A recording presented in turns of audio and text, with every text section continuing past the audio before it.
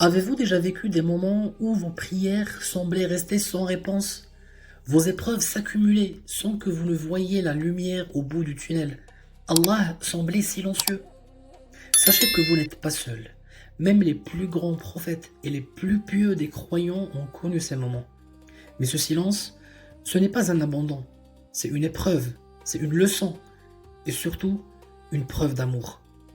Le prophète Yaqub, alayhi salam, il a perdu son fils Youssouf pendant des années.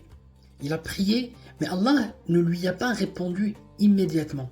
Pendant des décennies, Yaqub a gardé espoir malgré le silence apparent.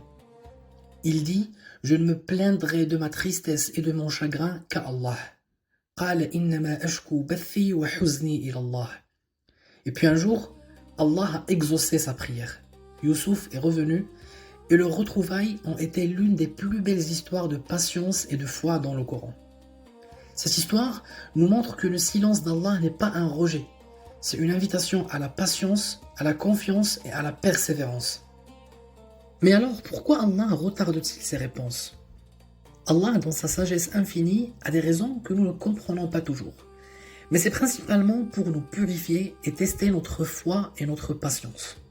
Allah dit: nous vous éprouverons par un peu de peur, de faim, de diminution de biens, de vie et de fruits, et fait la bonne annonce aux endurants.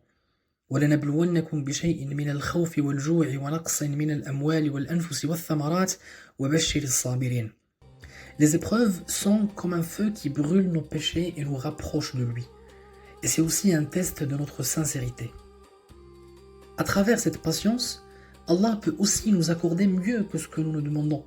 Allah dit: il se peut que vous ayez de l'aversion pour une chose alors qu'elle est un bien pour vous, et il se peut que vous aimiez une chose alors qu'elle est un mal pour vous.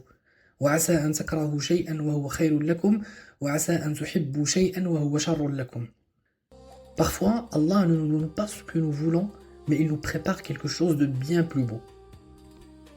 Alors, que faire quand on a l'impression qu'Allah ne nous répond pas? Alors, première chose, ne jamais arrêter de l'invoquer. L'importance du dua. Allah a dit dans le Coran: votre Seigneur a dit: invoquez-moi, je vous répondrai. وَقَالَ رَبُّكُمُ ادْعُونِي أَسْتَجِبْ لَكُمْ. L'invocation, c'est l'arme du croyant, une connexion directe avec Allah. Vos doigts ne sont jamais perdus, même si vous ne voyez pas de réponse immédiate. Mais le dua, évidemment, doit être accompagné d'efforts. Fais ta part du job, puis confie-toi à Allah. Et deuxième chose, il faut comprendre que les épreuves, les ibtila, sont un signe d'amour. Le prophète sallallahu alayhi wa sallam a dit: quand Allah aime un serviteur, il le met à l'épreuve.